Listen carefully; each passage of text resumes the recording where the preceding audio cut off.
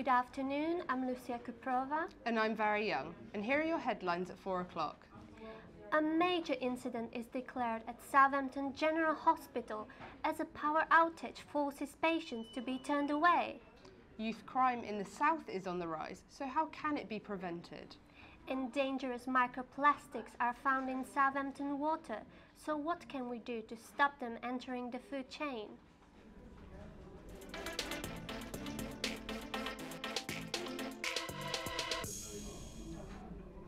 A major incident at Southampton General Hospital has forced its emergency department to shut, operations to be cancelled, and patients transferred to other Hampshire hospitals. An electrical fault caused a power outage in the East Wing, leaving bosses with no alternative but to cancel all non-urgent care.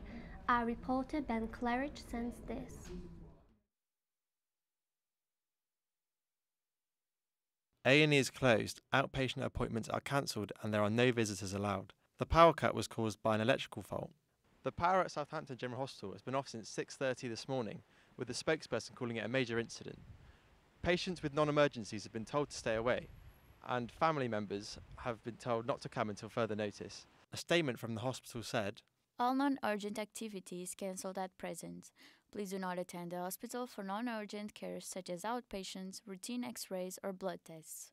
We are grateful for your support and apologise to those whose care is now delayed." Despite the severity of the issue, all patients at the General and neighbouring Princess Anne Maternity Hospital have been confirmed as safe. Ben Claridge, Solent Journalism.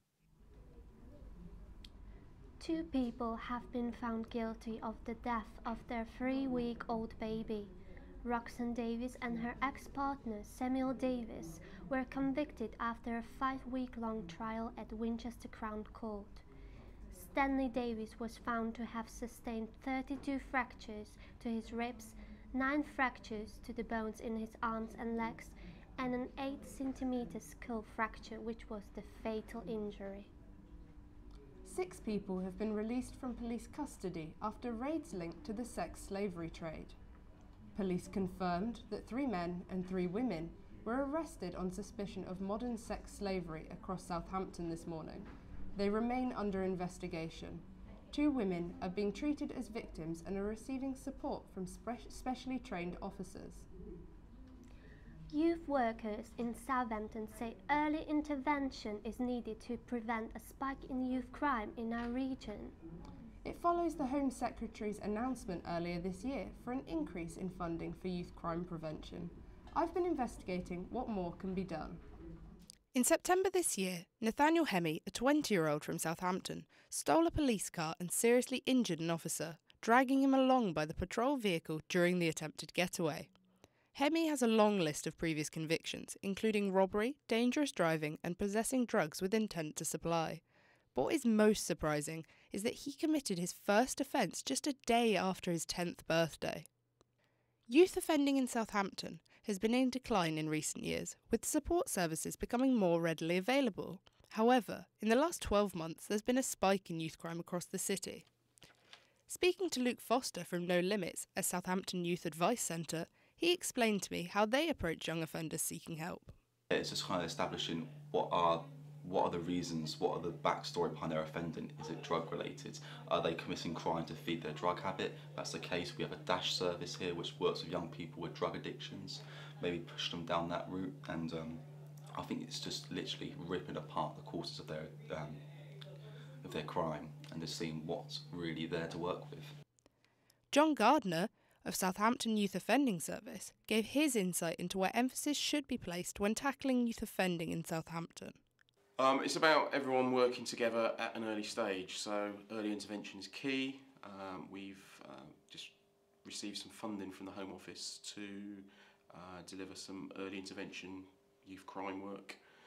Our model is going to be based on focusing on children who experience what we call adverse childhood experiences, so traumatic events such as being a victim of abuse or having a parent or sibling in custody, that sort of thing.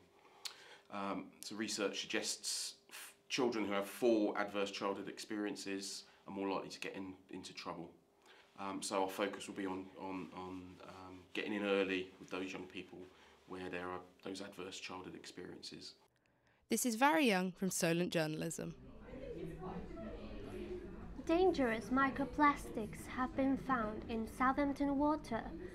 Scientists are warning people that the most dangerous kind of pollution is the kind that we can't see.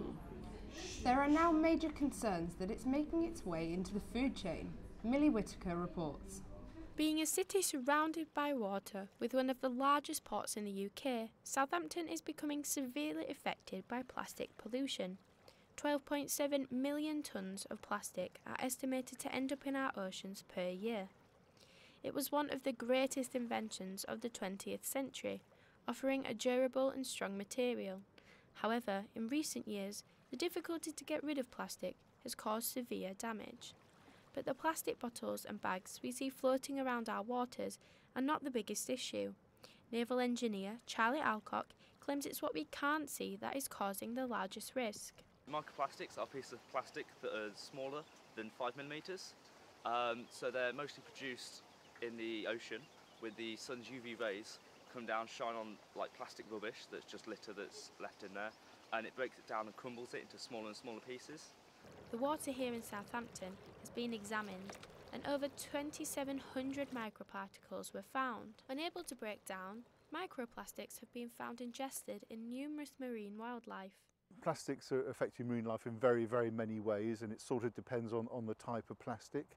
So larger plastics get eaten by animals or entangle animals.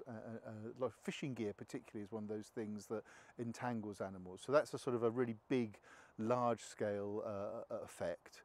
And that's what you see when you see seabirds with, you know, cigarette lighters in their stomachs and other bits of plastic waste.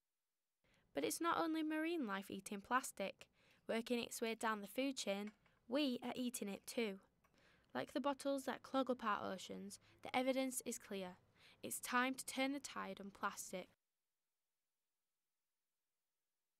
Pressure is mounting on a Southampton Football Club manager, Mark Hughes, following last night's loss to Leicester City in the Carabao Cup. Our sport reporter Sean Carey has more. Thanks, Lucia.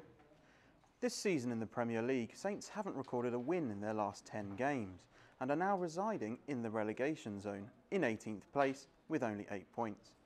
Birmingham City boss Gary Monk is the current favourite to replace Hughes according to betting firm Paddy Power. Southampton have a tough few games coming up. Saints are at home to Manchester United in their next match, followed by a game at Spurs, Cardiff City away and then Arsenal. That's all from us today. You can find all our stories and more online. Head to solentjournalism.co.uk. Have a great evening. Good night.